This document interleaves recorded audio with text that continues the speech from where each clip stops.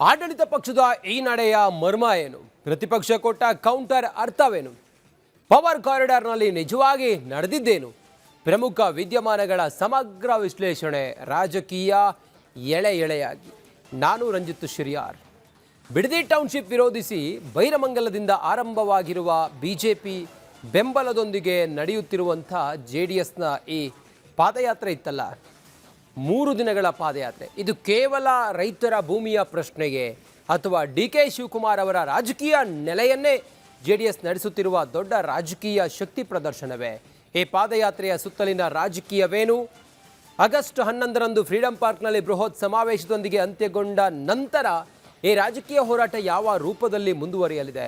Bidadi township ವಿವಾದದ ಹಿನ್ನೆಲೆಯಲ್ಲಿ ಆರಂಭವಾಗಿರುವ ಪಾದಯಾತ್ರೆಯ ಪೂರ್ಣ ರಾಜಕೀಯ ಚಿತ್ರಣದ ಸಂಪೂರ್ಣ ಡೀಟೇಲ್ಸ್ ಇಲ್ಲಿದೆ ನೋಡಿ.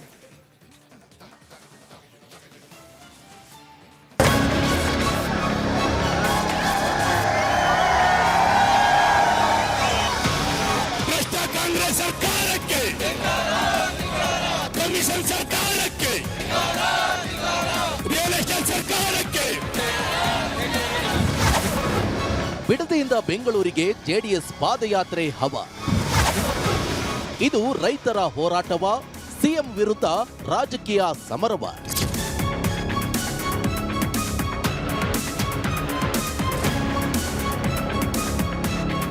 ಕರ್ನಾಟಕದ ರಾಜಕೀಯದಲ್ಲಿ ಮತ್ತೆ ಪಾದಯಾತ್ರೆಯ ರಾಜಕೀಯ ಕಾವು ಏರಿದೆ. ಬಿಡದಿಯಿಂದ ಬೆಂಗಳೂರಿಗೆ JDS ಆರಂಭಿಸಿರುವ ಪಾದಯಾತ್ರೆಗೆ ಬಿಜೆಪಿ ಬೆಂಬಲವನ್ನೂ ಕೊಟ್ಟಿದೆ. ಬೆಂಗಳೂರು ಹೊರವಲಯದ ಬಿಡದಿಯ ಬೈರಮಂಗಲದಿಂದ ಆಗಸ್ಟ್ 9ನೇ ತಾರೀಕು ಈ ಪಾದಯಾತ್ರೆ ಆರಂಭ ಆಗಿದೆ. ಇದಕ್ಕೆ ಕಾರಣ ಒಂದೆಡೆ ಸಾವಿರಾರು ಎಕರೆ ಭೂಮಿಯಲ್ಲಿ ರೂಪುಗೊಳ್ಳುತ್ತಿರುವ ರಾಜ್ಯ ಸರ್ಕಾರದ ಮಹತ್ವಾಕಾಂಕ್ಷೆಯ ಗ್ರೇಟರ್ ಬೆಂಗಳೂರು ಇಂಟಿಗ್ರೇಟೆಡ್ ಟೌನ್ಶಿಪ್ ಯೋಜನೆ, ಇನ್ನೊಂದೆಡೆ ಕೃಷಿ ಭೂಮಿ ಕಳೆದುಕೊಳ್ಳುವ ಆತಂಕದಲ್ಲಿರುವ ರೈತರು, ಮತ್ತೊಂದೆಡೆ ಈ ರೈತರ ಪರ ನಮ್ಮ ಹೋರಾಟ ಎನ್ನುತ್ತಿರುವ ವಿರೋಧ ಪಕ್ಷಗಳಾದ JDS ಮತ್ತು ಬಿಜೆಪಿ. ಈ 3 ಶಕ್ತಿಗಳ ನಡುವಿನ ಸಂಘರ್ಷ ಈಗ ಬಿಡದಿ ಬೀದಿಯಿಂದ ಪಾದಯಾತ್ರೆಯಾಗಿ ಬೆಂಗಳೂರಿನ ಫ್ರೀಡಂ ಪಾರ್ಕ್ ವರೆಗೆ ತಲುಪ್ತಾ ಇದೆ. ಈ ಪಾದಯಾತ್ರೆಯ ರೂಪುರೇಷೆ ಹೇಗಿದೆ ಅಂದ್ರೆ, ಪಾದಯಾತ್ರೆ ಪಾಲಿಟಿಕ್ಸ್. ಬಿಡದಿಯ ಬೈರಮಂಗಲದಿಂದ ಬೆಂಗಳೂರಿನ ಫ್ರೀಡಂ ಪಾರ್ಕ್ ವರೆಗೆ ಸುಮಾರು 38 ಕಿಲೋಮೀಟರ್ ನಡೆಯಲಿದ್ದು, ಆಗಸ್ಟ್ 9ರಂದು ಆರಂಭವಾಗಿರುವ ಪಾದಯಾತ್ರೆ 10ರಂದು ಮುಂದುವರಿದು 11ನೇ ತಾರೀಕು ಮುಕ್ತಾಯಗೊಳ್ಳುತ್ತದೆ. ಕೇಂದ್ರ ಸಚಿವ HD ಕುಮಾರಸ್ವಾಮಿ ಹಾಗೆ ವಿಧಾನಸಭೆ ವಿಪಕ್ಷ ನಾಯಕ R ಅಶೋಕ್ ಈ ಪಾದಯಾತ್ರೆಗೆ ಚಾಲನೆಯನ್ನ ನೀಡಿದ್ದು, ಪಾದಯಾತ್ರೆ ಮುಕ್ತಾಯಕ್ಕೂ ಮುನ್ನ ದೇವೇಗೌಡರು ಸಾಂಕೇತಿಕವಾಗಿ ಪಾಲ್ಗೊಳ್ಳುವ ಸಾಧ್ಯತೆ ಇದೆ. ಇನ್ನು ಆಗಸ್ಟ್ 11ರಂದು ಬೆಂಗಳೂರಿನ ಫ್ರೀಡಂ ಪಾರ್ಕ್ನಲ್ಲಿ ನಡೆಯಲಿರುವ ಬೃಹತ್ ಸಮಾವೇಶದೊಂದಿಗೆ ಈ ಪಾದಯಾತ್ರೆ ಮುಕ್ತಾಯಗೊಳ್ಳಲಿದೆ. ಇದು JDS ನೇತೃತ್ವದ ಪಾದಯಾತ್ರೆಯ ರೂಪುರೇಷೆ. ಇನ್ನು ಈ ಪಾದಯಾತ್ರೆಯನ್ನ JDS ಯುವ ನಾಯಕ ನಿಖಿಲ್ ಕುಮಾರಸ್ವಾಮಿ ಮುನ್ನಡೆಸುತ್ತಿದ್ದಾರೆ. ಆದರೆ ಇದನ್ನ ಕೇವಲ JDS ಕಾರ್ಯಕ್ರಮ ಅಂತ ನೋಡುವಂತಿಲ್ಲ. ಈಗಾಗಲೇ ವಿಧಾನಸಭೆ ವಿರೋಧ ಪಕ್ಷದ ನಾಯಕ R ಅಶೋಕ್ ಈ ಪಾದಯಾತ್ರೆಯಲ್ಲಿ ಭಾಗವಹಿಸಿರುವುದರಿಂದ ಇನ್ನಷ್ಟು ಬಿಜೆಪಿ ನಾಯಕರು ಮತ್ತು ಕಾರ್ಯಕರ್ತರು ಇದರಲ್ಲಿ ಭಾಗವಹಿಸುವ ಮೂಲಕ ಇದು ಬಿಜೆಪಿ JDS ಮೈತ್ರಿಯ ಜಂಟಿ ರಾಜಕೀಯ ಪ್ರದರ್ಶನವಾಗುವತ್ತ ಸಾಗ್ತಾ ಇದೆ. ಶಿವಕುಮಾರ್ ಊರೇ ಬಂದಿದ್ದಾರೆ. ಅಲ್ಲಿ ಮಾತ್ರನ ಜಮೀನ್ ತಗೊಳಲ್ವಂತೆ, ಇಲ್ಲಿ ಮಾತ್ರನ ಬಿಡ್ದಿಲ್ ಮಾತ್ರ ತಗೋಬೇಕಂತೆ. ಯಾಕೆ ಅಲ್ಲಿ ಸಿಗಲ್ವಾ ಜಮೀನು? ಕನಕಪುರದಲ್ಲಿ ಸಿಗಲ್ವಾ ಜಮೀನು? ಇಲ್ಲೇ ಯಾಕೆ ತಗೋಬೇಕು? ಬಿಡ್ದಿ ಟೌನ್ಶಿಪ್ ಅಂತ ಯಾಕೆ ಮಾಡ್ಬೇಕು? ಅಲ್ಲೇ ಮಾಡ್ಬೋದಲ್ಲ ಕನಕಪುರದಲ್ಲಿ. DK ಶಿವಕುಮಾರ್ಗೆ ಹೇಳೋದು ಒಂದೇ, ನಾವು ಮಾತ್ರ ಜಮೀನ್ ಕೊಡಲ್ಲ. ಆ ಪ್ರಾಣ ಹೋಗೋವರೆಗೂ ನಾವು ಹೋರಾಟ ಮಾಡ್ತೀವಿ ಅಂತ ನಾನು ಹೋರಾಟನೂ ಮಾಡ್ತೀವಿ. ನಮ್ಮ ಜೊತೆ ನಮ್ಮ ರೈತರ ಪರವಾಗೂ ನಾವು ನಿಲ್ತೀವಿ. ವಿವಾದದ ಕೇಂದ್ರ ಬಿಂದುವಾಗಿ ಪಾದಯಾತ್ರೆಗೆ ಕಾರಣವಾಗಿರುವ ಈ GBIT ಅಂದ್ರೆ ಗ್ರೇಟರ್ ಬೆಂಗಳೂರು ಇಂಟಿಗ್ರೇಟೆಡ್ ಟೌನ್ಶಿಪ್ ಯೋಜನೆ ಈ ಪಾದಯಾತ್ರೆಗೆ ಮೂಲ ಕಾರಣ. ಕರ್ನಾಟಕ ಸರ್ಕಾರದ ಸಚಿವ ಸಂಪುಟ ಏಪ್ರಿಲ್ 30ರಂದು ಯೋಜನೆಗೆ ಅನುಮೋದನೆ ನೀಡಿದೆ. ಈ ಯೋಜನೆಯ ವಿವರ ಹೀಗಿದೆ. ಪಾದಯಾತ್ರೆ ಪಾಲಿಟಿಕ್ಸ್. GBIT ಅಂದ್ರೆ ಗ್ರೇಟರ್ ಬೆಂಗಳೂರು ಇಂಟಿಗ್ರೇಟೆಡ್ ಟೌನ್ಶಿಪ್ ಯೋಜನೆಯ ವ್ಯಾಪ್ತಿ ಸುಮಾರು 7,481 ಎಕರೆ ಹಾಗೂ ಈ ಯೋಜನೆಯ ಅಂದಾಜು ವೆಚ್ಚ ಸುಮಾರು 18,133 ಕೋಟಿ ರೂಪಾಯಿ. ಸರ್ಕಾರ ಬಿದ್ದೋಗುತ್ತೆ ಅಂತ ಭಯದಿಂದಾನೇ ಅವರು ಸಮಿತಿ ರಚನೆ ಮಾಡಿರೋದು. ಇವಾಗ ನಮಗೆ ಬೇರೆ ಕಡೆ ಜಮೀನು ಕೊಡ್ತಾರೆ, ಬೇರೆ ಕಡೆ ಜಮೀನು ತಗೊಂಡು ನಾವು ಅದನ್ನು ಬದುಕು ಕಟ್ಟಿಕೊಳ್ಳೋ ಅಷ್ಟರಲ್ಲಿ ಎಷ್ಟು ವರ್ಷ ಆಗ್ಬೋದು? ನಮ್ಮ ಜೀವನನೇ ಇವತ್ತು 50 ವರ್ಷಕ್ಕಿದ್ದೀವಿ. ಇವಾಗ 50 ವರ್ಷಕ್ಕೆ ನಮ್ಮ ಜೀವನ ಇನ್ನೇನು ಜೀವನ ಯಾವತ್ತೂ ಅಂತ ಹೇಳೋಕ್ಕಾಗಲ್ಲ. ಆ ಒಂದು ಇದರಿಂದ ನಾವು ಎಷ್ಟೇ ಕೋಟಿ, 1 ಎಕರೆಗೆ 100 ಕೋಟಿ ಕೊಡ್ತೀನಿ ಅಂದ್ರೂ ನಾವು ಜಮೀನು ಕೊಡೋಕೆ ರೆಡಿ ಇಲ್ಲ. ಇನ್ನು ಈ ಯೋಜನೆಯ ಉದ್ದೇಶ ಬೆಂಗಳೂರಿನ ಮೇಲೆ ಇರುವ ನಗರದ ಒತ್ತಡವನ್ನ ಕಡಿಮೆ ಮಾಡುವುದು, ಹೊಸ ವರ್ಕ್ ಲೈವ್ ಪ್ಲೇ ಮಾದರಿಯ ನಗರ ಪ್ರದೇಶ ನಿರ್ಮಿಸುವುದು, ಹೊಸ ಉದ್ಯೋಗ, ವಸತಿ, ಕೈಗಾರಿಕೆ, ವಾಣಿಜ್ಯ ಮತ್ತು ಮೂಲ ಸೌಕರ್ಯಗಳನ್ನ ಒಂದೇ ಪ್ರದೇಶದಲ್ಲಿ ಅಭಿವೃದ್ಧಿಪಡಿಸೋದು. ಸರ್ಕಾರದ ದೃಷ್ಟಿಯಲ್ಲಿ ಇದು ಬೆಂಗಳೂರಿನ ಭವಿಷ್ಯದ ನಗರ ವಿಸ್ತರಣೆಯ ಒಂದು ದೊಡ್ಡ ಯೋಜನೆ. ಆದ್ರೆ ರೈತರ ಪ್ರಶ್ನೆಯೇ ಬೇರೆ. 517ನೇ ದಿನದಿಂದ ಈ 2 ಪಂಚಾಯಿತಿಗೆ ಬ್ರಿಟಿಷರ ರೀತಿ ವರ್ತನೆ ಮಾಡ್ತಾ ಇದ್ದಾರೆ ಈ ಸರ್ಕಾರ. ನಮಗೆ ಭಾರತ ದೇಶಕ್ಕೆ ಸ್ವಾತಂತ್ರ್ಯ ಬಂದದ್ದು ಯಾವ ರೀತಿ ಬಂತು ಆ ಥರ ನಾವು ಒದ್ದಿ ಈ ನಮ್ಮ ಭೂಮಿಗಳನ್ನ ನಾವು ತಿತ್ಕೊಳ್ಳೋದು ನಮ್ಗೆ ಗೊತ್ತಿದೆ. ಇಲ್ಲಿ ಫಲವತ್ತಾದ ಭೂಮಿ 6 ಲಕ್ಷ ಅಡಿಕೆ ಇದೆ, 8 ಲಕ್ಷ ತೆಂಗಿದೆ, ಮಾವಿದೆ, ಹಲಸಿದೆ, ಮತ್ತು 55,000 ಹಸು ದನಕರುಗಳಿವೆ. ತಿಂಗಳಿಗೆ 6 ಲಕ್ಷ ಲೀಟ್ರ್ ಹಾಕೊಂಡು ಜೀವನ ಸಾಗಿಸ್ತಾವ್ರೆ. ಹೆಣ್ಣು ಮಕ್ಕಳೇ ಜೀವನ ಸಾಗಿಸ್ತಾವ್ರೆ ಹಾಲು ಹಾಕೊಂಡು. ಆದರೆ ಇದರಲ್ಲಿ ಪಾಲ್ದಾರಿಕೆ ಮಾಡಿಕೊಂಡು ಪಾಪ ಬೇರೆಯವ್ರದ್ರಲ್ಲಿ ಹುಲ್ಲು ಹಾಕೊಂಡು ಜೀವನ ಸಾಗಿಸ್ತಾ ಇದ್ದಾರೆ. ಇಲ್ಲಿ ಸಣ್ಣ ಮತ್ತು ಅತಿ ಸಣ್ಣ ರೈತರು 80% ಇದ್ದಾರೆ. 1 ಎಕರೆ, ಅರ್ಧ ಎಕರೆ, 10 ಕುಂಟೆ ಜೀವನ ಮಾಡಿಕೊಂಡು ಪಾಪ ಮಕ್ಕಳನ್ನ ಸಾಕೊಂಡಿದ್ದಾರೆ. ಇವ್ರನ್ನೆಲ್ಲ ಒಕ್ಕಲಿಗೆ ಬಿಸ್ಬಿಟ್ರೆ ಮುಂದಿನ ಪೀಳಿಗೆಗೆ ಏನು ಮಾಡ್ತಾರೆ ಇವರು? ಇವ್ರು ಕಮಿಷನ್ ತಂದೆ ಇವ್ರು ಯಾವುದು ಮಾಡಲ್ಲ. ಯಾಕೆ ಈ ಪ್ರಾಜೆಕ್ಟಿಂದ ಯಾವ ಪುರುಷಾರ್ಥಕ್ಕೆ ಮಾಡ್ತಾರೆ? ರೈತರ ಪ್ರಶ್ನೆ ಏನಂದ್ರೆ, ಈ ಅಭಿವೃದ್ಧಿಗಾಗಿ ತಮ್ಮ ಕೃಷಿ ಭೂಮಿಯನ್ನೇ ಕಳೆದುಕೊಳ್ಬೇಕಾದ್ರೆ ಪರಿಹಾರ ಹಣ ಸಿಕ್ಕರೂ ತಮ್ಮ ಜೀವನೋಪಾಯವನ್ನ ಹೇಗೆ ಮುಂದುವರಿಸೋದು? ಇದೇ ಪ್ರಶ್ನೆ ಈಗ ಹೋರಾಟದ ಕೇಂದ್ರ ಬಿಂದುವಾಗಿದೆ. ಅವ್ರದ್ದು ಏನಿದೆ ಗೊತ್ತಿಲ್ಲ, ಅವ್ರ ಮೈಂಡ್ ಅವ್ರದ್ದು. ನಮ್ಮದು ಏನಿದೆ ನಾವು ಇದು ಮಾಡ್ಬೇಕಂತ ಇದ್ದೀವಿ. ಅವ್ರ ಜನಗಳು ರೈತರು ಬೆಳಿಬೇಕಂತ ಭೂಮಿನ ಕಿತ್ಕೊಳ್ಳೋದು ತಪ್ಪೋದು. ಆ ಭೂಮಿನ ಕಿತ್ಕೋಬಾರ್ದು. ಅದು ಅನ್ನದಾತದ ಭೂಮಿ. ಅದು ಆ ಭೂಮಿನ ಯಾವುದೇ ಕಾರಣಕ್ಕೂ ಕಿತ್ಕೋಬಾರ್ದು ಸರ್. ಅದು ಯಾವುದೇ ಕಾರಣ ಅನ್ನ ಕೊಡೋದು ಇದನ್ನ ನೇಗಳನ್ನ ನಾವು ತಿಳ್ಕೋಬಾರ್ದು. ಅವ್ರು ಅದು ತಿಳ್ಕೊಂಡು ಮುಂದಿನ ರಾಜಕೀಯದವರು ಮಾಡಬೇಕು, ಅದನ್ನ ಅವ್ರು ತಿಳ್ಕೊಬೇಕು ಸರ್. ಈಗ ಪಾದಯಾತ್ರೆ ಮಾಡುತ್ತಿರುವ ಈ ಭಾಗದ ರೈತರ ವಾದವೇನು ಅಂತ ಹೇಳಿದ್ರೆ, ಭೂಮಿಯ ಮೇಲೆ ಎಷ್ಟೇ ಕೊಟ್ಟರು ತಲೆ ತಲಾಂತರಗಳಿಂದ ಬಂದ ಕೃಷಿ ಭೂಮಿ ಮತ್ತು ಅದರೊಂದಿಗೆ ಬೆಸೆದುಕೊಂಡಿರುವಂತ ಜೀವನೋಪಾಯವನ್ನ ಹಣದಿಂದ ಬದಲಾಯಿಸಲು ಸಾಧ್ಯವಿಲ್ಲ ಅನ್ನೋದು ಇದೇ ಮೂಲ ಸಂಘರ್ಷ. ಇದು ಏನಾಗಿದೆ, ಈ ಸರ್ಕಾರ ಪ್ರತಿಷ್ಠೆ ಆಗ್ತಾಂಡಿದೆ ಸರ್. ಆಮೇಲೆ ನಾನೊಂದು ಮಾತು ಹೇಳೋಕ್ಕೆ ಇಷ್ಟಪಡ್ತೀನಿ. ಇವತ್ತು ನಾವು ಮಾಡ್ಕೊಂಡಿರೋ ಮುಖ್ಯಮಂತ್ರಿಗಳು ಒಬ್ಬರು ಬಿಸ್ನೆಸ್ ಮ್ಯಾನ್. ಆ ಬಿಸ್ನೆಸ್ ಮ್ಯಾನ್ಗೆ ಎಲ್ಲ ಬಿಸ್ನೆಸ್ ಆಗೇ ಕಾಣುತ್ತೆ ಬಿಟ್ಟರೆ ರೈತರು ಕಷ್ಟ ಸುಖ ಅವೆಲ್ಲ ಅವ್ರಿಗೆ ನೆಟ್ ನೆಸೆಸರಿ ಸರ್. ಏಕೆಂದರೆ ಲಾಸ್ಟು ಚುನಾವಣೆಯಲ್ಲಿ 2023 ಚುನಾವಣೆ ನಡೆದಾಗ ಯಾವ್ಯಾವ ಕ್ಷೇತ್ರದಲ್ಲಿ ಯಾರ್ಯಾರು ಗೆದ್ಯೋದಕ್ಕೆ ಎಷ್ಟೆಷ್ಟು ಬಂಡವಾಳ ಗೆದ್ದು ಅನ್ನೋದು ಅವ್ರಿಗೆ ಚೆನ್ನಾಗಿ ಗೊತ್ತು. ಈಗ ನೆಕ್ಸ್ಟ್ ಇನ್ನೇನು 28 ಚುನಾವಣೆ ಬರುತ್ತೆ. ಈ ಚುನಾವಣೆಗೆ ಎಷ್ಟು ಬಂಡವಾಳ ಗೆಲ್ಲಬೇಕು ಅನ್ನೋದು ಅವ್ರು ಯೋಚನೆ ಮಾಡ್ತಾ ಇರೋದು. ಆ ಬಂಡವಾಳ ಎಲ್ಲಿ ತೆಗಿಬೇಕು ಅಂದರೆ ಇಲ್ಲೇ ರೈತರು ಭೂಮಿಲೇ ತೆಗಿಬೇಕು ಸರ್. ಅದು ಅವ್ರು ಯೋಚನೆ ಮಾಡ್ತಾ ಇದ್ದಾರೆ ಸರ್. ಈ ಪಾದಯಾತ್ರೆ ಈಗ 2 ದಿನಗಳಿಂದ ನಡೀತಾ ಇದೆ. ಆದರೆ ಬಿಡದಿ ಭಾಗದ ರೈತರು 1 ವರ್ಷಕ್ಕೂ ಹೆಚ್ಚು ಕಾಲದಿಂದ ಯೋಜನೆ ವಿರುದ್ಧ ಪ್ರತಿಭಟನೆ ನಡೆಸುತ್ತಿದ್ದಾರೆ. ರೈತರ ಪ್ರತಿಭಟನೆ ಕೆಲ ಸಂದರ್ಭಗಳಲ್ಲಿ ತೀವ್ರಗೊಂಡಿದೆ. ಭೂಮಾಪನಕ್ಕೆ ಬಂದಂತ ಸರ್ಕಾರಿ ಅಧಿಕಾರಿಗಳನ್ನ ತಡೆಯುವ ಘಟನೆಗಳು ನಡೆದಿದೆ. ಜುಲೈನಲ್ಲಿ ಪ್ರತಿಭಟನೆ ತೀವ್ರಗೊಂಡ ಸಂದರ್ಭದಲ್ಲಿ ಮಹಿಳಾ ರೈತರು ಸೇರಿದಂತೆ ಪ್ರತಿಭಟನಾಕಾರರು ಅಧಿಕಾರಿಗಳಿಗೆ ಧರ್ಮದೇಟು ನೀಡಿ ಸರ್ವೆ ಕಾರ್ಯವನ್ನ ತಡೆದಿದ್ರು. ಪೊಲೀಸರು ಮತ್ತೆ ರೈತರ ನಡುವೆ ಉದ್ವಿಗ್ನತೆಯೂ ಉಂಟಾಗಿದೆ. ಹೀಗಾಗಿ ಸರ್ಕಾರದ ಭೂಸ್ವಾಧೀನ ಪ್ರಕ್ರಿಯೆ ಈಗ ಕೇವಲ ಆಡಳಿತಾತ್ಮಕ ಪ್ರಕ್ರಿಯೆಯಾಗಿ ಉಳಿದಿಲ್ಲ. ಇದು ಸಾಮಾಜಿಕ ಸಂಘರ್ಷದ ರೂಪವನ್ನ ಪಡೆದುಕೊಂಡಿದೆ. ಅದಕ್ಕೆ ನಾವು ನಮ್ಮ ಜಮೀನು ನಾವು ಯಾಕೆ ಬಿಟ್ಕೊಡ್ಬೇಕು? ನಾವು ಕಷ್ಟಪಟ್ಟು ದುಡ್ದಿದ್ದು ಜಮೀನು ನಾವು ಯಾಕೆ ಬಿಟ್ಕೊಡ್ಬೇಕು? ನಮಗೆ ಬೇಡವಾ? ಇವತ್ತಲ್ಲ ಅಂದ್ರೆ ನಾಳೆ ಆದ್ರೂ ನಮಗೆ ಬೇಕಲ್ವಾ? ನಾವು ಆ ಭೂಮಿ ಬೆಳಿತೀವೋ ಅದನ್ನ ಹಂಗೆ ಬಿಡ್ತೀವೋ ಅದು ನಮ್ಮ ಇಷ್ಟ. ನಾವಂತೂ ಕೊಡಲ್ಲ. ಇವತ್ತಿರುತ್ತೆ ನಾಳೆ ಹೋಗುತ್ತೆ. ಅದು ದುಡ್ಡು ತಗೊಂಡು ನಾವು ಎಷ್ಟು ದಿನ ಜೀವನ ಮಾಡ್ಬೋದು? ನಾವು ಸಾಯೋವರೆಗೂ ಜೀವನ ಮಾಡ್ಬೋದಾ? ಇವತ್ತಲ್ಲ ನಾಳೆ ಹೋಗಿ ಮನೇಲಿ ಮಲಿಕೋಬೋದಾ? ಒಂದು ಗಿಡ್ಸ್ಲಾ ಹಾಕೊಂಡು. ಇದೇ ಕಾರಣಕ್ಕೆ ಬಿಡದಿ ಈಗ ಕೇವಲ ಅಭಿವೃದ್ಧಿ ಯೋಜನೆಯ ವಿವಾದವಲ್ಲ. ಇದು ಹಳೆಯ ಮೈಸೂರು ಭಾಗದ 2 ಪ್ರಮುಖ ರಾಜಕೀಯ ಕುಟುಂಬಗಳ ನಡುವಿನ ಪ್ರಭಾವದ ಹೋರಾಟದ ವೇದಿಕೆಯೂ ಆಗಿದೆ. ಇನ್ನು ಯಾಕೆ ಬಿಡದಿ ರಾಜಕೀಯವಾಗಿ ಇಷ್ಟು ಮುಖ್ಯ ಅಂದ್ರೆ, ಬಿಡದಿ, ರಾಮನಗರ, ಚನ್ನಪಟ್ಟಣ, ಕನಕಪುರ, ಬೆಂಗಳೂರು ದಕ್ಷಿಣ ಇವೆಲ್ಲ ಕೇವಲ ಭೌಗೋಳಿಕ ವಲಯವಲ್ಲ, ಹಳೆಯ ಮೈಸೂರು ಭಾಗದ ಅತ್ಯಂತ ಪ್ರಮುಖ ರಾಜಕೀಯ ಪ್ರದೇಶ. ಒಂದು ಕಡೆ ದೇವೇಗೌಡರ ಕುಟುಂಬದ ದೀರ್ಘಕಾಲದ ರಾಜಕೀಯ ಪ್ರಭಾವ, ಮತ್ತೊಂದು ಕಡೆ ಕನಕಪುರವನ್ನ ಪ್ರತಿನಿಧಿಸುವ DK ಶಿವಕುಮಾರ್ ಅವರ ರಾಜಕೀಯ ಪ್ರಭಾವ. ಎಲ್ಲಿ ತನಕ ಹೋರಾಟ? ನಮ್ಮ ಭೂಮಿ, ನಮ್ಮ ಭೂಮಿ. ಸರಿ, ಹಾಗಾದ್ರೆ ಈ ಪಾದಯಾತ್ರೆ 3 ದಿನ ಮಾಡ್ತಾರೆ. ಆಮೇಲೆ ಏನು ಅಂದ್ರೆ, ಆಗಸ್ಟ್ 11ರಂದು ಪಾದಯಾತ್ರೆಯ ಮುಕ್ತಾಯವನ್ನೇ ಬೃಹತ್ ಸಮಾವೇಶವನ್ನಾಗಿ ಸಂಘಟಿಸುವ ಮೂಲಕ ಮಾಡುವುದು JDSನ ಪ್ಲಾನ್. ಅಲ್ಲಿಗೆ ಈ ಹೋರಾಟದ ಅಂತ್ಯವೇ ಅಂದ್ರೆ ಅಲ್ಲ. ಅಲ್ಲಿಂದ ಮುಂದೆ ಈ ಹೋರಾಟ ವಿಧಾನ ಮಂಡಲದಲ್ಲಿ ಮುಂದುವರಿಯಲಿದೆ. ಜೆಡಿಎಸ್ ಹಾಗೂ ಬಿಜೆಪಿ ಈಗಾಗಲೇ ಮುಂಬರುವ ಅಧಿವೇಶನದಲ್ಲಿ ಬಿಡದಿ ಟೌನ್ಶಿಪ್ ವಿಚಾರವನ್ನ ಪ್ರಸ್ತಾಪಿಸುವುದಾಗಿ ಹೇಳಿದೆ. ಹೀಗಾಗಿ ವಿಧಾನಮಂಡಲದಲ್ಲಿ ಈ ಹೋರಾಟ ಎಷ್ಟು ಜೋರಾಗಿ ನಡೆಯುತ್ತೆ ಅನ್ನೋದನ್ನ ಆಧರಿಸಿ ಈ ಬಿಡದಿ ಹೋರಾಟದ ಮುಂದಿನ ರಾಜಕೀಯ ಆಯಾಮ ನಿರ್ಧಾರ ಆಗಲಿದೆ.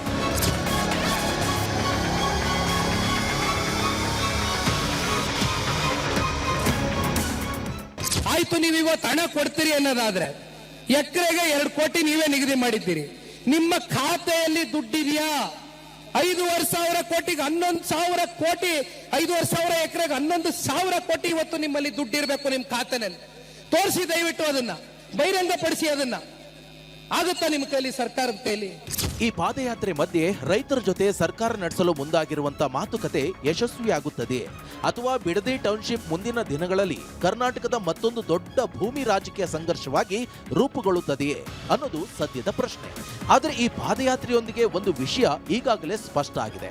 ಅದೇನೆಂದ್ರೆ ಬಿಡದಿಯ ಭೂಮಿ ಈಗ ಕೇವಲ ರೈತರು ಹೋರಾಟ ಹಾಗೆ ಅಭಿವೃದ್ಧಿಯ ನಕ್ಷೆ ಅಲ್ಲ, ಅದು ಕರ್ನಾಟಕದ ರಾಜಕೀಯದ ಹೊಸ ಸಂಘರ್ಷದ ನಕ್ಷೆ ಎಂಬಂತೆ ಈ ಪಾದಯಾತ್ರೆಯೊಂದಿಗೆ ಮೇಲ್ನೋಟಕ್ಕೆ ಗೋಚರಿಸುತ್ತದೆ. ಈಗ ನಾವು ಕೊಡ್ತಾ ಇರೋದಲ್ಲಪ್ಪ, ಯಾರಪ್ಪ ಮಿನಿಸ್ಟ್ರು ಅಂತಾನಪ್ಪ ಹಿಡಿದೆ ಮಾಡಿ ನಮ್ಮ ಮಂದಣ್ಣ ಮಿನಿಸ್ಟ್ರು. ನಾವು ಕಾಣದೇ ಇರಲ್ಲ, ನಾವು ಕಾಣಿದ್ರೆ ಅಶೋಕನ ಕಾಣದೇ ಇರೋ ಮಂತ್ರಿಗಿರಿನ, ನಾವು ಕಾಣದೇ ಇರೋ ಮಂತ್ರಿಗಿರಿನ ಏನು ಮಂತ್ರಿಗಿರಿ ಸ್ಪೆಷಲ್ ಕೊಂಡಿದೆಯಾ? ಇನ್ನು ಈ ಬಿಡದಿ ಪಾದಯಾತ್ರೆ ಇತಿಹಾಸದ ಪಾದಯಾತ್ರೆಗಳ ಮೆಲುಕು ಹಾಕಲು ಒಂದು ನೆಪವಾಗಿದೆ. ಆ ಐತಿಹಾಸಿಕ ಪಾದಯಾತ್ರೆಗಳ ವಿವರ ಈ ಎಳೆ ರಾಜಕೀಯದ ಮುಂದಿನ ಎಳೆ.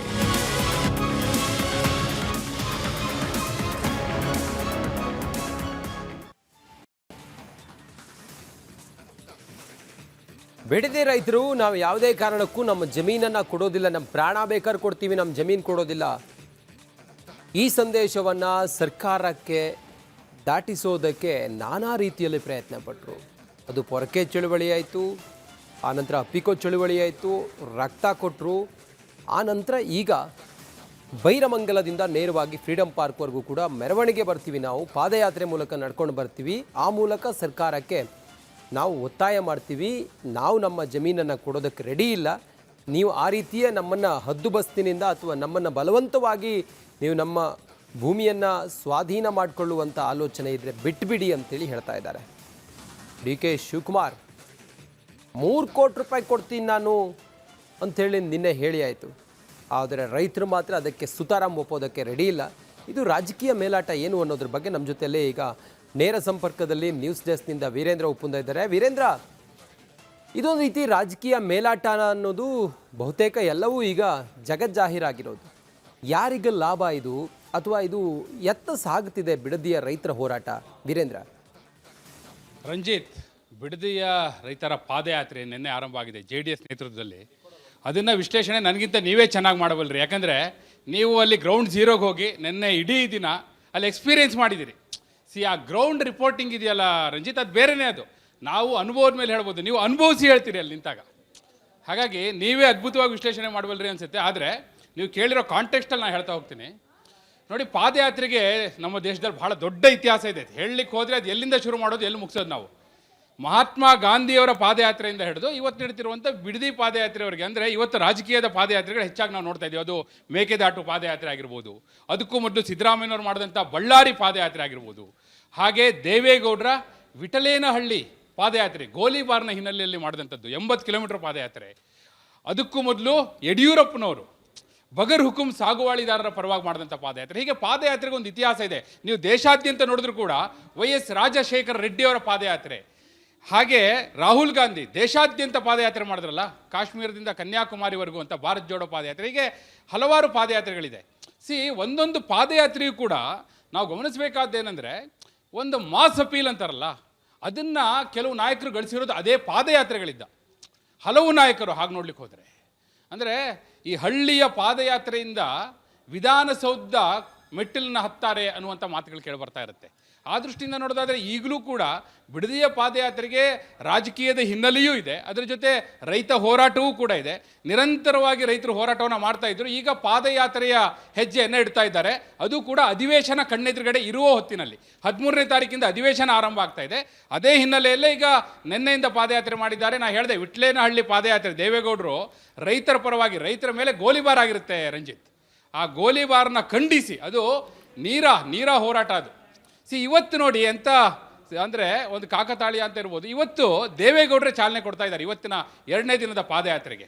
ಹೀಗಾಗಿ ಇವತ್ತಿನ ಪಾದಯಾತ್ರೆ ಇದು ರಾಜಕೀಯವಾಗಿ ಅಧಿವೇಶನದಲ್ಲಿ ಹೋರಾಟವನ್ನು ಮುಂದುವರಿಸುವ ಹಿನ್ನೆಲೆಯಲ್ಲಿ ಇವತ್ತಿನ ಪಾದಯಾತ್ರೆ ಮುಂದುವರಿತಾ ಇದೆ. ನಾಳೆ ಬೆಂಗಳೂರಿಗೆ ಬಂದದು ಕನ್ಕ್ಲೂಡ್ ಆಗುತ್ತೆ. ಫ್ರೀಡಂ ಪಾರ್ಕಲ್ಲಿ ಸಮಾವೇಶ ಕೂಡ ಇಟ್ಕೊಂಡಿದ್ದಾರೆ. ಬಟ್ ಪಾದಯಾತ್ರೆ ಅನ್ನುವಂಥದ್ದು ಕೇವಲ ರಾಜಕೀಯ ವಾಕ್ಸಮರಕ್ಕೆ ಇದಕ್ಕಷ್ಟೇ ಸೀಮಿತ ಆಗದೆ ಅದರ ವ್ಯಾಪ್ತಿ ವಿಶಾಲ ಆದಾಗ ಖಂಡಿತವಾಗಿಯೂ ಅದಕ್ಕೆ ಅರ್ಥ ಹೆಚ್ಚಿರುತ್ತೆ. ಯಾಕೆಂದರೆ ನಾವು ಮೇಕೆದಾಟು ಪಾದಯಾತ್ರೆಯನ್ನು ಕೂಡ ಕಂಪ್ಲೀಟ್ ನಾವು ಫಾಲೋ ಮಾಡಿದ್ದೆ. ಮೇಕೆದಾಟು ಪಾದಯಾತ್ರೆ ಇರ್ಬೋದು, ಬಳ್ಳಾರಿ ಪಾದಯಾತ್ರೆಗಳಿರ್ಬೋದು, ಬಹುಶಃ ಎಲ್ಲ ಪಾದಯಾತ್ರೆಗಳಲ್ಲೂ ಕೂಡ ರಾಜಕೀಯವಾಗಿ ಹೆಚ್ಚು ಲಾಭ ಸಿಕ್ಕಿದ್ದನ್ನು ನಾವು ನೋಡಿದ್ದೇವೆ. ಆದರೆ ಆನ್ ಗ್ರೌಂಡ್ ನಿಜವಾದ ಸಮಸ್ಯೆ ಪರಿಹಾರ ಆಗಿದೆಯಾ? ಮೇಕೆದಾಟುದೇ ತಗೊಳ್ಳಿ, ಇವಾಗ ಸಮಸ್ಯೆ ಪರಿಹಾರ ಆಗಿದೆಯಾ? ಆ ಸಮಸ್ಯೆ ಪರಿಹಾರ ಆದರೆ ನಿಜವಾದ ಉದ್ದೇಶ, ಅದಕ್ಕೊಂದು ಉದ್ದೇಶ ಶುದ್ಧಿ ಇದೆ ಮತ್ತು ಉದ್ದೇಶ ಈಡೇರಿದೆ ಅನ್ನೋದು ನಾವು ಹೇಳ್ಬೋದು. Okay Veerendra, thank you. ಮತ್ತೆ ಸಂಪರ್ಕ ಮಾಡ್ತೀನಿ. ಬಿಡದಿ ಪಾದಯಾತ್ರೆ ಸಾಗಿರುವ ಹೊತ್ತಲ್ಲಿ ಹಿಂತಿರುಗಿ ನೋಡಿದರೆ ಕರ್ನಾಟಕ ರಾಜಕೀಯ ಇತಿಹಾಸದ ಪುಟದಲ್ಲಿ ಕೆಲವು ಅತ್ಯಂತ ಮಹತ್ವದ ಪಾದಯಾತ್ರೆಗಳಾಗಿವೆ. ಈ ಪೈಕಿ ಸಿದ್ದರಾಮಯ್ಯನವರ ಬಳ್ಳಾರಿ ಪಾದಯಾತ್ರೆ, ಡಿ.ಕೆ. ಶಿವಕುಮಾರ್ ನೇತೃತ್ವದ ಮೇಕೆದಾಟು ಪಾದಯಾತ್ರೆ, ದೇವೇಗೌಡರ ವಿಠಲೇನಹಳ್ಳಿ ಪಾದಯಾತ್ರೆ, ಯಡಿಯೂರಪ್ಪನವರ ಬಗರ್ ಹುಕುಂ ಪಾದಯಾತ್ರೆ ಮುಖ್ಯವಾದವು. ಆ ಐತಿಹಾಸಿಕ ರಾಜಕೀಯ ಪಾದಯಾತ್ರೆಗಳ ವಿವರವನ್ನು ನೋಡೋಣ ಬನ್ನಿ.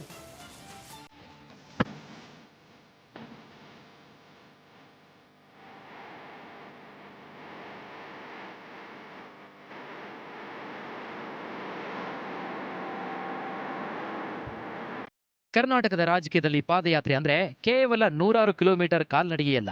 ಕೆಲವೊಮ್ಮೆ ಅದು ಸರ್ಕಾರದ ವಿರುದ್ಧದ ಆಕ್ರೋಶದ ಸಂಕೇತ, ಕೆಲವೊಮ್ಮೆ ಅದು ರೈತರ ಧ್ವನಿ, ಮತ್ತೊಮ್ಮೆ ಅದು ಒಬ್ಬ ನಾಯಕನ ರಾಜಕೀಯ ಪುನರುತ್ಥಾನದ ಮೆಟ್ಟಿಲು, ಇನ್ನು ಕೆಲವೊಮ್ಮೆ ಅಧಿಕಾರದಲ್ಲಿರುವಂತಹ ಸರ್ಕಾರಕ್ಕೆ ಬಹುದೊಡ್ಡ ರಾಜಕೀಯ ಸವಾಲು. ಇಂದು ಬಿಡದಿ ಟೌನ್ಶಿಪ್ ವಿಚಾರವಾಗಿ ನಡೀತಾ ಇರುವಂತಹ ಬಿಜೆಪಿ ಮತ್ತು ಜೆಡಿಎಸ್ ಹೋರಾಟದ ಹಿನ್ನೆಲೆಯಲ್ಲಿ ಕರ್ನಾಟಕದ ರಾಜಕೀಯ ಇತಿಹಾಸದಲ್ಲಿಯೇ ಸದ್ದು ಮಾಡಿದಂತಹ ಪ್ರಮುಖ ಪಾದಯಾತ್ರೆಗಳನ್ನ ಒಂದೊಂದಾಗಿ ನೋಡ್ತಾ ಹೋಗೋಣ.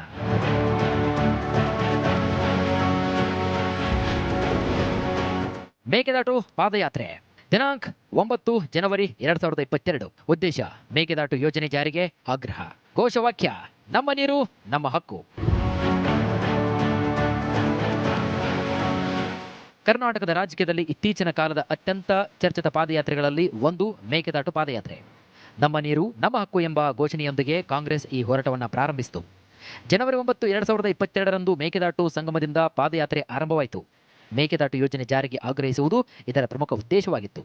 ಡಿ.ಕೆ. ಶಿವಕುಮಾರ್ ಹಾಗೂ ಸಿದ್ದರಾಮಯ್ಯ ನೇತೃತ್ವದ ನಡೆದಂತಹ ಈ ಪಾದಯಾತ್ರೆ ಇದೇ ಇಬ್ಬರು ನಾಯಕರ ಆಂತರಿಕ ಸಂಘರ್ಷದ ಕಾರಣದಿಂದಲೂ ಚರ್ಚೆಯ ಕೇಂದ್ರಬಿಂದುವಾಗಿತ್ತು.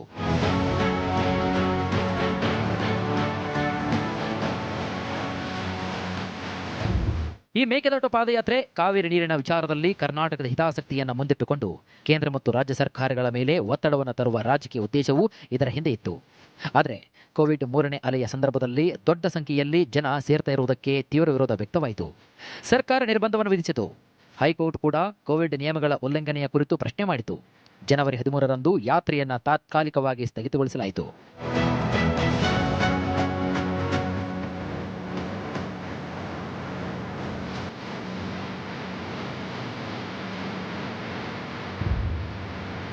ರಾಮನಗರದಲ್ಲಿ ಪಾದಯಾತ್ರೆ ಸ್ಥಗಿತಗೊಂಡ ಕೂಡಲೇ ಕತೆ ಅಲ್ಲಿಗೆ ಮುಗಿಲಿಲ್ಲ. ಫೆಬ್ರವರಿ 27ರಂದು ರಾಮನಗರದಿಂದ ಯಾತ್ರೆಯನ್ನ ಮತ್ತೆ ಪ್ರಾರಂಭಿಸಲಾಯಿತು. 5 ದಿನಗಳ 2ನೇ ಹಂತದ ಪಾದಯಾತ್ರೆ ಮಾರ್ಚ್ 3ರಂದು ಬೆಂಗಳೂರಿನ ಬಸವನಗುಡಿಯ ನ್ಯಾಷನಲ್ ಕಾಲೇಜು ಮೈದಾನದಲ್ಲಿ ಬೃಹತ್ ಸಮಾವೇಶದೊಂದಿಗೆ ಅಂತ್ಯಗೊಂಡಿತು.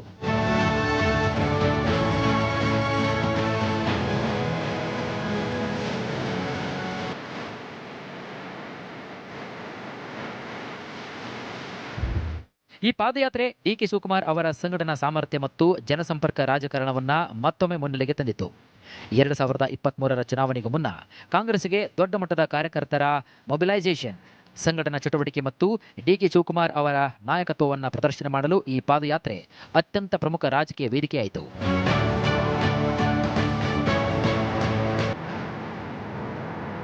ಇನ್ನು ಸಿದ್ದರಾಮಯ್ಯನವರ ನೇತೃತ್ವದಲ್ಲಿ 2010ರಲ್ಲಿ ನಡೆದಂತಹ ಬಳ್ಳಾರಿ ಚಲೋ ಪಾದಯಾತ್ರೆ ಕರ್ನಾಟಕದ ರಾಜಕೀಯದಲ್ಲಿ ಸರ್ಕಾರದ ವಿರುದ್ಧ ದೊಡ್ಡ ಜನಾಂದೋಲನವಾಗಿ ರೂಪುಗೊಂಡ ಪ್ರಮುಖ ಉದಾಹರಣೆಯಾಗಿದೆ.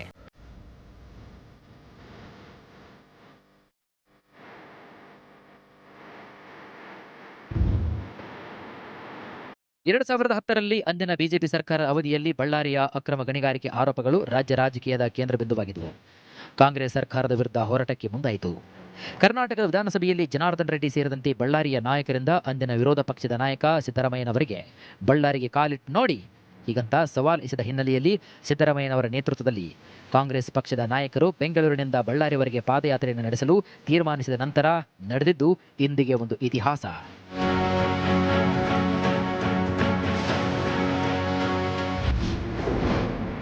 ಪಾದಯಾತ್ರೆ ಪಾಲಿಟಿಕ್ಸ್. ದಿನಾಂಕ 25 ಜುಲೈ 2010. ಆರಂಭದ ಸ್ಥಳ ಬೆಂಗಳೂರಿನ ಫ್ರೀಡಂ ಪಾರ್ಕ್. ಮುಕ್ತಾಯ ಬಳ್ಳಾರಿ. ಅಂತರ 320 ಕಿಲೋಮೀಟರ್. ದಿನಗಳು 16. ಬಳ್ಳಾರಿ ಚಲೋ ಎಂಬ ಹೆಸರಿನಲ್ಲಿ ನಡೆದಂತಹ ಈ ಯಾತ್ರೆಯ ಉದ್ದೇಶ ಅಕ್ರಮ ಗಣಿಗಾರಿಕೆ, ಆಡಳಿತ ವೈಫಲ್ಯ ಮತ್ತು ಬಿಜೆಪಿ ಸರ್ಕಾರದ ವಿರುದ್ಧ ಜನಾಭಿಪ್ರಾಯ ರೂಪಿಸುವುದಾಗಿತ್ತು. 2010ರಲ್ಲಿ ವಿಧಾನಸಭೆಯ ಪ್ರತಿಪಕ್ಷ ನಾಯಕರಾಗಿದ್ದ ಸಿದ್ದರಾಮಯ್ಯ ಈ ಹೋರಾಟದಲ್ಲಿ ಮುಖ್ಯ ನಾಯಕರಾಗಿದ್ದರು. ಆದರೆ ಇದು ಕೇವಲ ಸಿದ್ದರಾಮಯ್ಯನವರ ವೈಯಕ್ತಿಕ ಯಾತ್ರೆಯಾಗಿರಲಿಲ್ಲ. ಕೆಪಿಸಿಸಿ ಅಧ್ಯಕ್ಷ ಆರ್.ವಿ. ದೇಶಪಾಂಡೆ, ಡಿ.ಕೆ. ಶಿವಕುಮಾರ್ ಸೇರಿದಂತೆ ಹಲವು ಹಿರಿಯ ಕಾಂಗ್ರೆಸ್ನ ನಾಯಕರು ಮತ್ತು ಕಾರ್ಯಕರ್ತರು ಭಾಗವಹಿಸಿದರು.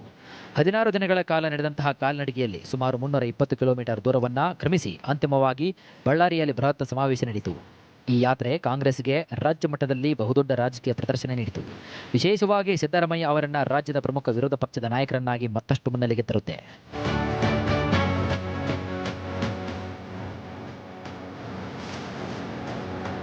ಈ ಬಳ್ಳಾರಿ ಚಲೋ ಪಾದಯಾತ್ರೆಯನ್ನ ಅಕ್ರಮ ಗಣಿಗಾರಿಕೆ ವಿರುದ್ಧ ಕಾಂಗ್ರೆಸ್ನ ಚುನಾವಣಾ ರಾಜಕಾರಣದ ಪ್ರಮುಖ ಭಾಗವನ್ನಾಗಿ ಮಾಡಿದಂತಹ ಹೋರಾಟ ಅಂತ ಹೇಳಬಹುದು.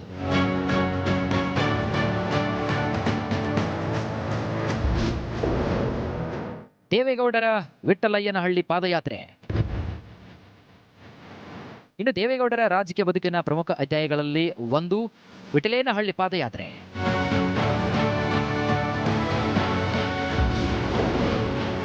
ಪಾದಯಾತ್ರೆ ಪಾಲಿಟಿಕ್ಸ್. ವಿಠ್ಠಲೇನಹಳ್ಳಿ ಪಾದಯಾತ್ರೆ ನೇತೃತ್ವ ಎಚ್.ಡಿ. ದೇವೇಗೌಡರು. ವರ್ಷ 2001 ಅಕ್ಟೋಬರ್. ಆರಂಭದ ಸ್ಥಳ ಚನ್ನಪಟ್ಟಣದ ವಿಠ್ಠಲೇನಹಳ್ಳಿ. ಅಂತರ 80 ಕಿಲೋಮೀಟರ್. ದಿನಗಳು 5. ಮುಕ್ತಾಯ ಬೆಂಗಳೂರು. 2001 ಅಕ್ಟೋಬರ್ನಲ್ಲಿ ಚನ್ನಪಟ್ಟಣ ತಾಲೂಕಿನ ವಿಠ್ಠಲಯ್ಯನಹಳ್ಳಿಯಲ್ಲಿ ನೀರಾ ಚಳವಳಿ ನಡೀತಾ ಇತ್ತು. ನೀರಾ ತೆಗೆಯುವ ವಿಚಾರಕ್ಕೆ ಸಂಬಂಧಪಟ್ಟಂತೆ ಪ್ರತಿಭಟನೆಯ ಸಂದರ್ಭದಲ್ಲಿ ಅಕ್ಟೋಬರ್ 9ರಂದು ಪೊಲೀಸರು ನಡೆಸಿದಂತಹ ಗುಂಡಿನ ದಾಳಿಯಲ್ಲಿ 2 ರೈತರು ಮೃತಪಡ್ತಾರೆ. ಇನ್ನು ಈ ಘಟನೆ ರಾಜ್ಯ ರಾಜಕೀಯದಲ್ಲಿ ದೊಡ್ಡ ಆಕ್ರೋಶಕ್ಕೆ ಕಾರಣವಾಗುತ್ತೆ.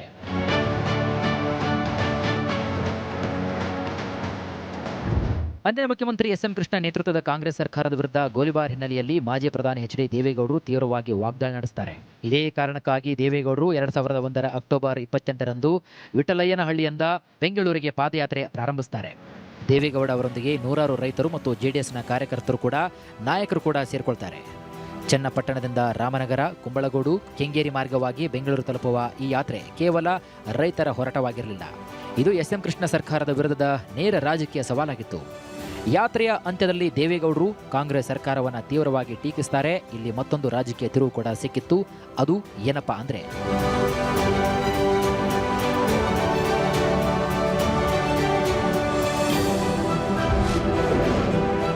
ಪಾದಯಾತ್ರೆ ಪಾಲಿಟಿಕ್ಸ್. 2002ರಲ್ಲಿ ಕನಕಪುರ ಎಂಪಿ ಬೈ ಎಲೆಕ್ಷನ್. ಮಾಜಿ ಪ್ರಧಾನಿ ದೇವೇಗೌಡರ ಗೆಲುವು. ಈ ಪಾದಯಾತ್ರೆ ನಂತರ 2002ರಲ್ಲಿ ನಡೆದಂತಹ ಕನಕಪುರ ಲೋಕಸಭಾ ಕ್ಷೇತ್ರದ ಉಪಚುನಾವಣೆಯಲ್ಲಿ ದೇವೇಗೌಡರ ಗೆಲುವಿನ ಹಿನ್ನೆಲೆಯಲ್ಲಿ ಅವರು ನಡೆಸಿದಂತಹ ಪಾಲು ಇತ್ತು ಅನ್ನೋದು ಆ ದಿನಗಳಲ್ಲಿ ರಾಜಕೀಯ ಚರ್ಚೆಯ ಕೇಂದ್ರ ಬಿಂದುವಾಗಿತ್ತು.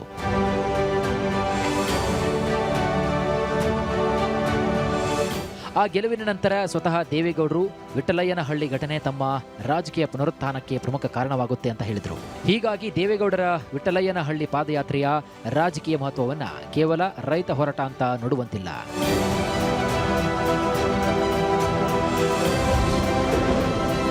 ಪಾದಯಾತ್ರೆ ಪಾಲಿಟಿಕ್ಸ್.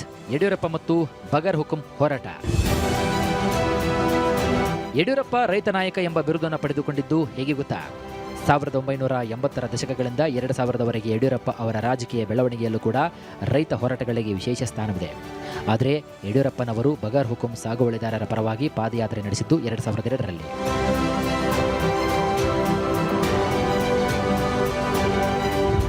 ಆಗ ಮುಖ್ಯಮಂತ್ರಿಯಾಗಿದ್ದ ಎಸ್.ಎಂ. ಕೃಷ್ಣ ಅವರ ಅವಧಿಯಲ್ಲಿ ಸರ್ಕಾರ ಬಗರ್ ಹುಕುಂ ಸಾಗುವಳಿದಾರರನ್ನ ಒಕ್ಕಲೆಬ್ಬಿಸಲು ಮುಂದಾದ ಸಂದರ್ಭದಲ್ಲಿ ಯಡಿಯೂರಪ್ಪನವರು ಶಿಕಾರಿಪುರದಿಂದ ಶಿವಮೊಗ್ಗಕ್ಕೆ ಪಾದಯಾತ್ರೆ ನಡೆಸುತ್ತಾರೆ. ಶಿವಮೊಗ್ಗದಲ್ಲಿ 1 ವಾರ ಹಗಲು ರಾತ್ರಿ ಧರಣಿಯನ್ನು ನಡೆಸುತ್ತಾರೆ.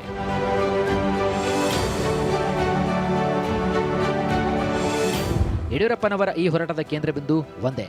ದಶಕಗಳಿಂದ ಸರ್ಕಾರಿ ಅಥವಾ ಕಂದಾಯ ಭೂಮಿಯಲ್ಲಿ ಸಾಗುವಳಿ ಮಾಡುತ್ತಿದ್ದ ಬಡ ರೈತರಿಗೆ ಕಾನೂನುಬದ್ಧ ಹಕ್ಕು ನೀಡಬೇಕು. ಬಗರ್ ಹುಕುಂ ಹೋರಾಟ ಯಡಿಯೂರಪ್ಪ ಅವರ ರೈತಪರ ರಾಜಕೀಯ ಇಮೇಜ್ ಕಟ್ಟಿಕೊಳ್ಳುವಲ್ಲಿ ಮಹತ್ವದ ಪಾತ್ರವನ್ನು ವಹಿಸುತ್ತೆ.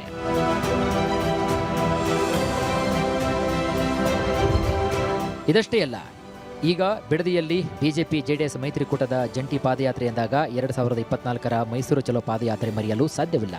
ಮುಡಾ ನಿವೇಶನ ಹಂಚಿಕೆ ವಿವಾದ ಮತ್ತು ವಾಲ್ಮೀಕಿ ನಿಗಮದ ಹಣದ ಅಕ್ರಮದ ಆರೋಪಗಳನ್ನು ಮುಂದಿಟ್ಟುಕೊಂಡು ಮುಖ್ಯಮಂತ್ರಿ ಸಿದ್ದರಾಮಯ್ಯ ರಾಜೀನಾಮೆಗೆ ಬಿಜೆಪಿ ಜೆಡಿಎಸ್ ಒತ್ತಾಯ ಮಾಡ್ತವೆ.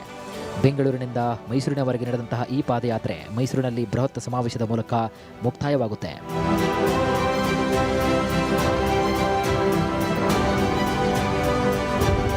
ಕರ್ನಾಟಕದ ಪಾದಯಾತ್ರೆ ಇತಿಹಾಸವನ್ನ ಈ ಕೆಲವು ಘಟನೆಗಳಲ್ಲೇ ಮುಗಿಸಲು ಸಾಧ್ಯವಿಲ್ಲ. 1993ರಲ್ಲಿ ದೇವೇಗೌಡರು ಕುಣಿಗಲ್ಲಿಂದ ಬೆಂಗಳೂರಿಗೆ ಸುಮಾರು 71 ಕಿಲೋಮೀಟರ್ ಪಾದಯಾತ್ರೆಯನ್ನು ನಡೆಸಿದ್ದು ದಾಖಲಾರ್ಹ. 2002ರಲ್ಲಿ ಎಸ್.ಎಂ. ಕೃಷ್ಣ ಅವರು ಕಾವೇರಿ ನದಿ ನೀರು ವಿವಾದದ ವೇಳೆ ಬೆಂಗಳೂರಿನಿಂದ ಕೃಷ್ಣರಾಜಸಾಗರಕ್ಕೆ ಪಾದಯಾತ್ರೆ ಹೊರಟು ಅರ್ಧಕ್ಕೆ ಮೊಟಕುಗೊಳಿಸಿದ್ದು ನೆನಪಿಸಿಕೊಳ್ಳಲೇಬೇಕು.